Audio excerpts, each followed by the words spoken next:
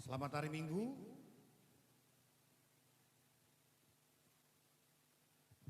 Tentunya saya percaya kita semua pagi hari ini tetap di dalam pertolongan dan perlindungan Tuhan. Amin.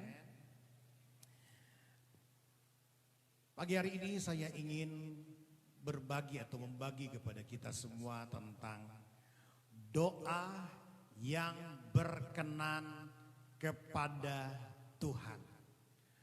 Doa yang berkenan kepada Tuhan.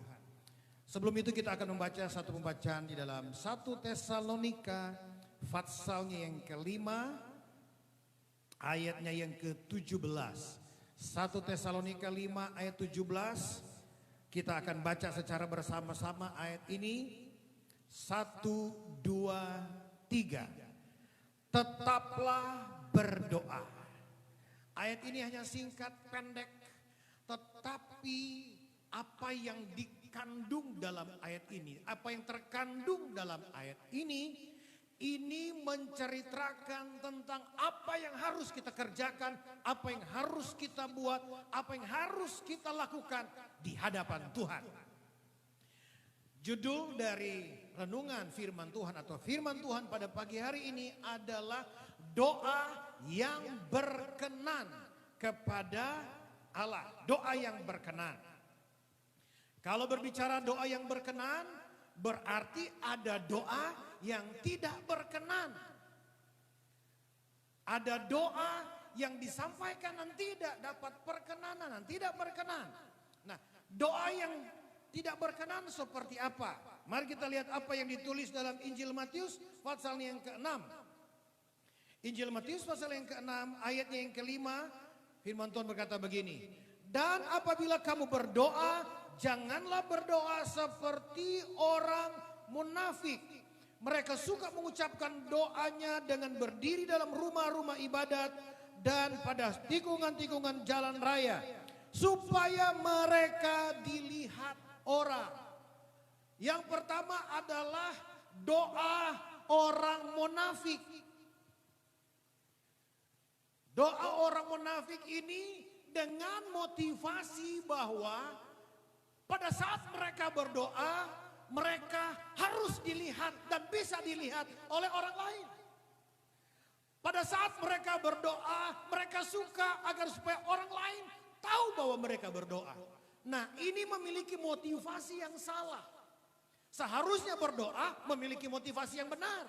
Tetapi ini memiliki motivasi yang salah. Alkitab tulis adalah ini cara-cara orang munafik. Orang munafik. Nah, saya percaya saudara-saudara yang dikasihi Tuhan, kita tidak mau melakukan hal yang seperti ini. Kita ingin agar supaya doa kita berkenan kepada Tuhan. Cara yang pertama ini adalah doa yang dilakukan oleh orang munafik. Yang kedua, dalam ayatnya yang ke-7 dalam Matius pasal yang ke-6, dia berkata begini, lagi pula dalam doamu itu janganlah kamu bertele-tele seperti kebiasaan orang yang tidak mengenal Allah. Mereka menyangka bahwa karena banyaknya kata-kata doanya akan dikabulkan.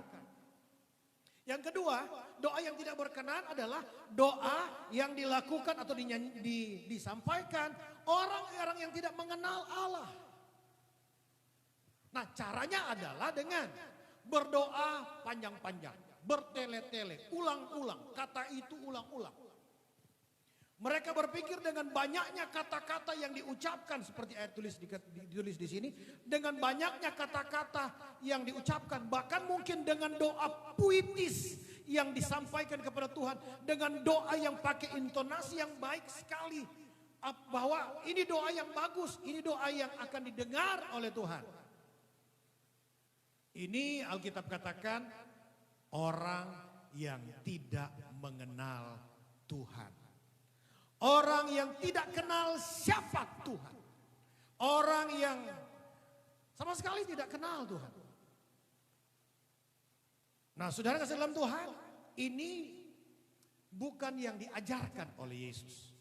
Yesus tidak mengajar kita melakukan atau berdoa bertele-tele. Untuk itu, Mari kita lihat apa yang diajarkan oleh Yesus.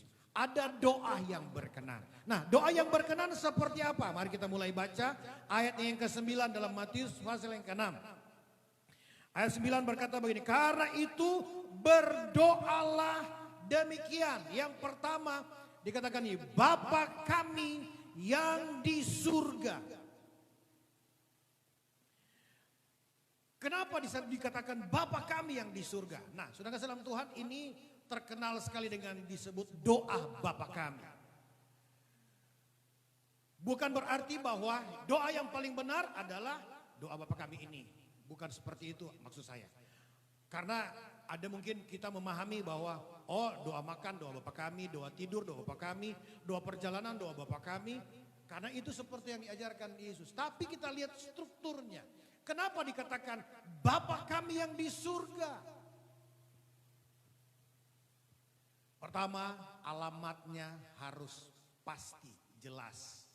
Alamatnya harus betul, benar. Karena kalau tidak pakai alamat, sekarang kalau pesan taksi online, enggak pakai titik, enggak pakai alamat atau titik tujuan, maka tidak akan sampai perjalanan kita. Bingung lagi driver mobil. Sampai di mana Tor? Mau di mana Tor? Untuk itu alamatnya jelas. Bapa kami yang di surga. Tidak boleh kepada yang lain, tidak boleh kepada pohon, tidak boleh kepada batu, tidak boleh kepada orang-orang tertentu, tidak boleh kepada orang-orang, mungkin bagi kita orang-orang kudus dan lain-lain. Harus kepada Bapa kami yang di sorga. Ini yang pertama. Penjelasannya adalah kepada Tuhan. Kepada Bapa, kepada pencipta. Haleluya. Yang kedua, dikuduskan namamu.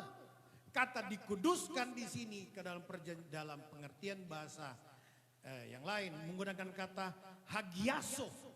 Hagiaso artinya begini.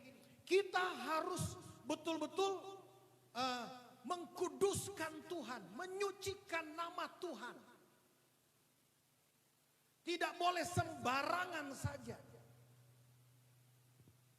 Bangsa Israel, mereka tidak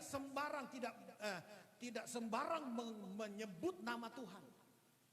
Kalau mereka akan menyebut nama Tuhan, mereka harus betul-betul dalam keadaan yang layak. Itu pun bukan semua orang, cuma ada orang-orang khusus, orang-orang tertentu. Imam atau nabi. Jadi tidak sembarang. Untuk itu kenapa harus dikuduskanlah namamu. Pemahaman orang Israel, penyebutan kata Yahweh itu tidak sembarang disebut. Tidak boleh disebut dengan sembarangan. Saya sudah pernah katakan kepada jemaat, sedangkan kalau cuma mau tulis kata Yahweh ini, tu pulpen atau tu pensil yang pakai batu tulis, setelah kelar batu tulis harus dimusnahkan, harus dibakar. Tidak boleh digunakan di tempat-tempat yang lain. Kenapa? Karena kudusnya nama ini. Untuk itu kenapa kita diajar untuk pada saat kita berdoa harus ada mengkuduskan nama Tuhan.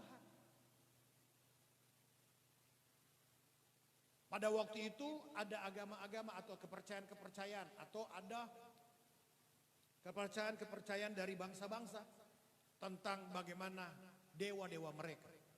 Dewa-dewa mereka pada saat itu gampang sekali sebut dewa ini A, B, C, D dan seterusnya. Disebut dengan sembarangan. Tetapi Tuhan tidak boleh seperti itu. Pencipta Yahweh tidak boleh seperti itu. Harus dikuduskan nama Tuhan. Yang ketiga adalah datanglah kerajaanmu. Ini penting untuk kita paham. Dalam struktur doa Yesus, datanglah kerajaan. Apa yang dimaksud dengan kerajaan? Kita harus tahu bahwa kerajaan ini, kerajaan Allah ini, kalau kita baca Alkitab pada saat Yesus datang ke dalam dunia ini, pada saat dia mulai mengajar, pada saat dia mulai memberitakan firman, yang dia angkat pertama adalah tentang kerajaan Allah. Kenapa tentang kerajaan Allah? Karena penting untuk kerajaan Allah menjadi gaya hidup kita orang-orang percaya. Kerajaan Allah.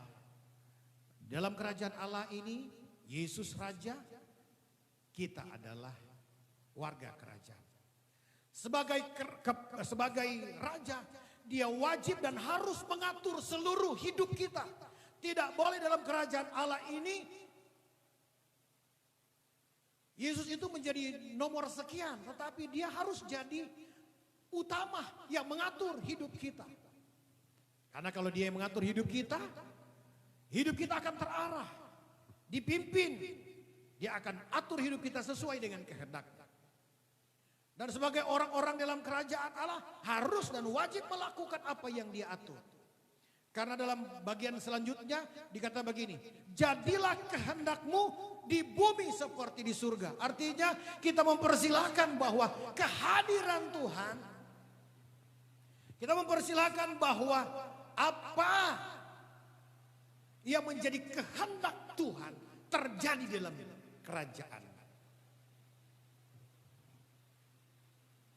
Saudara yang kekasih di dalam Tuhan, jangan kita tidak hidup di dalam kerajaan. Orang yang tidak hidup di dalam kerajaan Allah, dia akan mengalami banyak sekali kerugian dan kesulitan hidup. Tapi kalau dia hidup di dalam kerajaan Allah segala-galanya tersedia. Matius pasal yang ke-6 ayat 33 di sana berkata, cari dahulu kerajaan Allah, maka yang lain ditambahkan, diberikan, dinyatakan kepada kita. Karena semuanya tersedia di dalam kerajaan Allah. Untuk itu penting sekali kita harus pahami ini bahwa pada saat Yesus berkata datanglah kerajaanmu. Artinya kerajaan Allah ini yang harus menguasai kita. Yang harus kita hidupi. Yang selanjutnya jadilah kehendakmu seperti di bumi seperti di sorga. Ini prinsip-prinsip bagaimana kita harus hidup di dalam kerajaan Allah. Yang selanjutnya adalah apa yang diajarkan oleh Yesus tentang doa Bapa kami. Berikanlah makanan kami yang secukupnya. Nah ini adalah permohonan. Permohonan kita setelah kita mulai berbicara atau melakukan sesuatu yang esensi. Sesuatu yang esensi ini adalah sesuatu tentang Tuhan. Yang paling mendasar, yang paling esensi dalam hidup kita bukan dunia, tetapi Tuhan.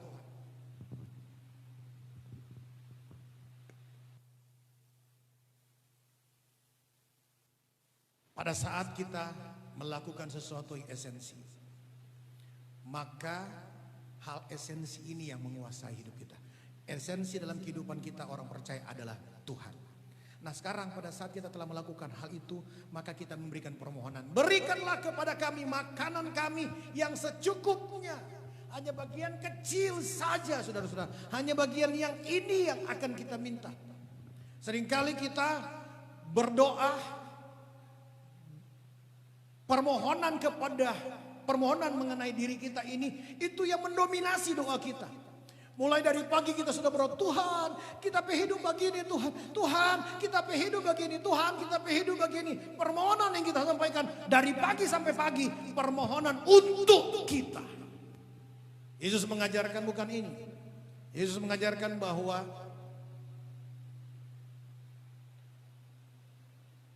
permohonan kita boleh. Tetapi karena Alkitab tulis begini. Sedangkan kita tidak bilang, sedangkan kita tidak sampaikan kepada Tuhan. Dia tahu dan dia menyediakan.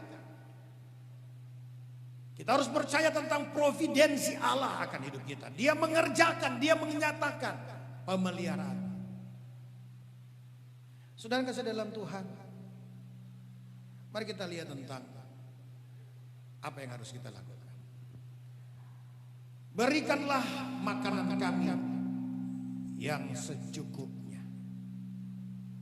Ketersediaan segala-galanya untuk anak-anaknya. Tuhan sediakan segala-galanya untuk anak-anaknya.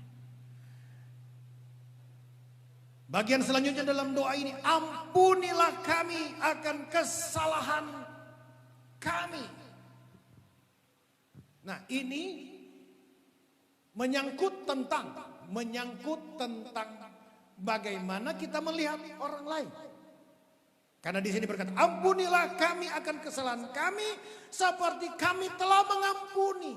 Nah, kita harus mengerti bahwa Yang dapat mengampuni dosa manusia itu bukan manusia. Yang dapat mengampuni dosa manusia itu adalah Tuhan. Tetapi dalam kata sini baik sekali untuk kita belajar.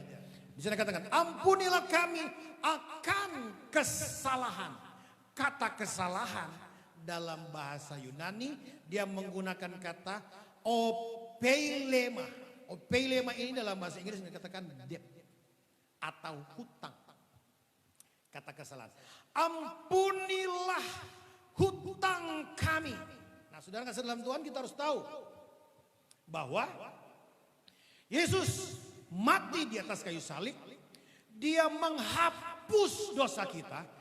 Dia membayar segala-galanya. Dia menebus hutang kita. Dan semuanya selesai. Nah, sekarang orang yang telah mendapatkan pengampunan ini, orang yang telah mendapatkan pembebasan hutang ini, maka di sini katakan begini, seperti kami juga melakukan itu. Memang harus seperti ini.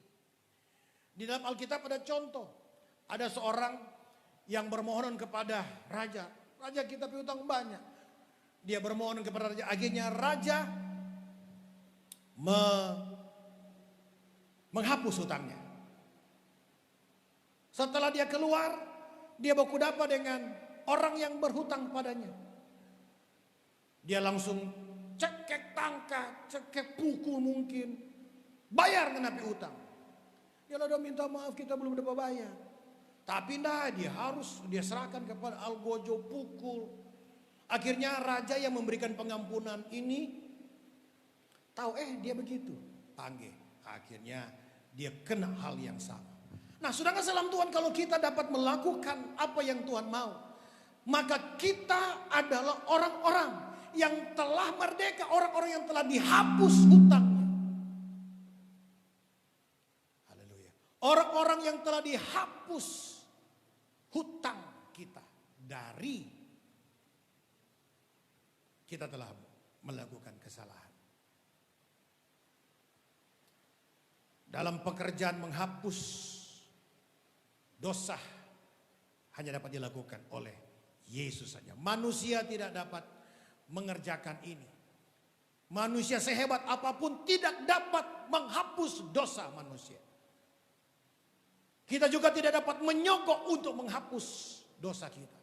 Hanya Yesus Kristus, dan pekerjaannya ini dikerjakan secara sempurna di atas kayu salib untuk menghapus, untuk mengampuni dosa manusia. Yang selanjutnya dikatakan sini, janganlah membawa kami ke dalam pencobaan. Kata pencobaan di sini dalam terjemahan yang lain artinya godaan. Godaan. Kata pencobaan, janganlah membawa kami kepada godaan. Saudara salam Tuhan, bukankah kita setiap hari digoda? Siapa yang menggoda kita? Setan. Supaya apa? Berbuat dosa. Saudara-saudara, kalau kita hidup dalam kesempatan bebas, kesempatan luas, dan untuk berbuat dosa, kita masuk dalam godaan. Untuk itu, jangan membawa kami kepada pencobaan, godaan-godaan. Lepaskanlah kami dari yang jahat.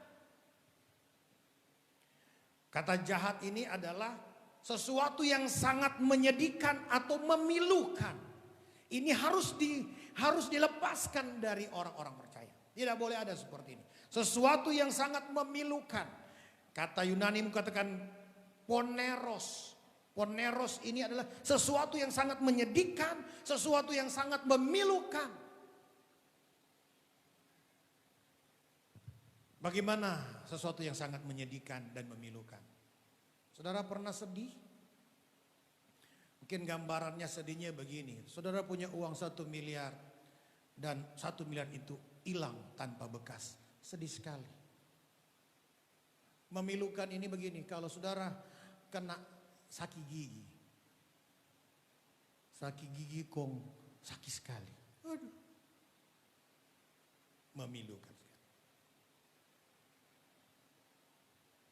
Tuhan berkehendak dan Tuhan ingin agar semua ini nyana terjadi, Pastor. Dia mengajarkan ini. Bagaimana kita harus memperkatakan ini. Bagaimana kita harus melakukan hal-hal ini. Supaya pada saat dia lihat kepada kita, dia mengenal kita, dan apa yang kita nyatakan ini adalah sesuatu yang berkenan kepada Tuhan. Dalam struktur doa Bapa kami ini dimulai dari pemujaan kepada Allah. Ada permintaan-permintaan. Ada untuk sesama. Untuk itu saudara dalam Tuhan, mari kita suka berdoa. Jangan berdoa begini saudara-saudara. Tuhan, kita sekarang sakit. Tuhan. Tapi kita boleh melakukan permohonan. Tetapi kita juga boleh berdoa begini. Tuhan, kuatkan saya pada saat saya menghadapi masa sukar. Kita berdoa untuk orang lain. Tuhan, tolong dia. Kuatkan dia. Menghadapi masa-masa sukar dalam hidupnya. Kuatkan mereka. Sebagai gembala, kami banyak kali mengucapkan Tuhan, ada jemaat-jemaat Tuhan, ada anak-anak Tuhan, ada orang-orang percaya. Tuhan kuatkan mereka menghadapi masa-masa sulit sekarang ini. Di situasi yang sulit. Kuatkan, jangan iman mereka goyah. Jangan iman mereka menjadi lemah. Ini doa yang kami sampaikan. Saya percaya sudah dalam Tuhan, kalau kita menanggapi. Kami berdoa, tetapi kalau misalnya jemaat tidak merespon doa, malah masih tetap hidup di dalam dosa, malah masih tetap hidup di dalam hal-hal yang salah. Masih kita lebih suka mengerjakan sesuatu yang seperti Alkitab tulis, orang-orang munafik dan orang-orang yang tidak mengenal Tuhan. Memang ini adalah satu pilihan. Tetapi sudah dalam Tuhan, dari ajaran Yesus, sesuatu yang untuk kemuliaan Tuhan. Ada permohonan, ada permintaan, ada juga untuk sesama. Tapi diakhiri juga dengan Kaulah yang punya kemuliaan, kuasa sampai selama-lamanya. Doa yang berkenan, doa yang dinaikkan dengan hati yang tulus ikhlas. Doa yang diajarkan oleh Yesus. Alamatnya jelas, ada mengkuduskan nama Tuhan, ada menghidup dalam kerajaan Allah. Dan semua ini kita harus lakukan dalam hidup kita. Sedangkan dalam Tuhan, pengorbanan Yesus di atas kayu salib, itu telah dia laksanakan. Supaya kita semua hidup dalam kebenaran. Hidup bukan lagi jadi orang tidak mengenal Allah. Hidup lagi bukan jadi sama dengan orang munafik. Tetapi hidup di dalam kerajaan Allah. Yesus Raja, kita warganya, dan kita terus menghargai karya keselamatan yang dianugerahkan kepada kita. Lewat kita melaksanakan perjamuan Tuhan ini, Alkitab katakan seberapa banyak kali kamu melaksanakannya. Ini menjadi peringatan akan kematian Tuhan sampai ia datang. Kita akan melaksanakan perjamuan Tuhan. Kita akan ikuti perjamuan Tuhan. Dan saya percaya bahwa setiap kita yang mau terus memperingati akan apa yang Yesus kerjakan, kita lakukan. Apa yang kita harus kerjakan dalam hidup kita. Puji Tuhan. Tetaplah kita berdoa tanpa henti, tanpa berkesudahan. Kita akan masuk dalam perjamuan Tuhan. Haleluya.